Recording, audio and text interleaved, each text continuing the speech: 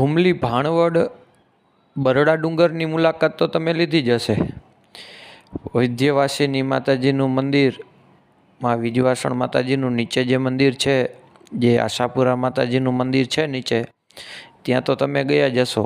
પણ તમે શું માં વિંધ્યવાસિની માતાજીનું મંદિર જે બરોડા ડુંગરની ટોચ ઉપર જે છે 632 મીટર જેટલી, એટલે કે લગભગ જુનાગઢ ડુંગરથી અડધો ઊંચાઈ ધરાવતો ડુંગર એટલે કે બરડો ડુંગર, એની ઊંચામાં ઊંચી ટોચ એટલે કે આભાપરામાં વિંધ્યવાસિની માતાજીનું મંદિર છે। જેઠવા ક્ષત્રિયોએ જે એમના રાજમાં જે સ્થાપના માતાજીની કરેલી, જે માતાજીને ત્યાં સ્થાપના કરેલી, એવી ઘણી સ્થાપનાઓ જેઠવા ક્ષત્રિયોએ જ્યારે ઘુમલીમાં સત્તા હતી, પોરબંદરમાં જેને રાજ કરેલું, પછી અમુક સમયે જે માતાજીની સ્થાપના કરેલી એ અલગ પરચાથી માતાજી બેઠા છે।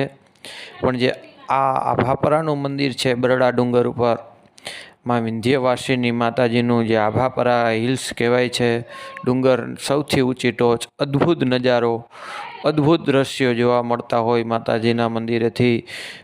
ચોમાસામાં તો કંઈક અલગ જ એનો માહોલ હોય, કંઈક અલગ જ દ્રશ્યો જોવા મળતા હોય એવું સુંદર મજાનું સ્થળ એટલે આભાપરાના વિંધ્યવાસિની માતાજીનું મંદિર। અને 2-3 કંઈક તળાવ પણ છે, એમના નામ મને નથી આવડતા, પણ આજુબાજુમાં હેલીપેડ જેવું પણ છે। અને સુંદર જે ઊંચામાં ઊંચી ટોચ છે આભાપરા બરડા ડુંગરની, એ બરડા ડુંગરના બધા નાના મોટા ડુંગરો ત્યાંથી નજરે પડે છે।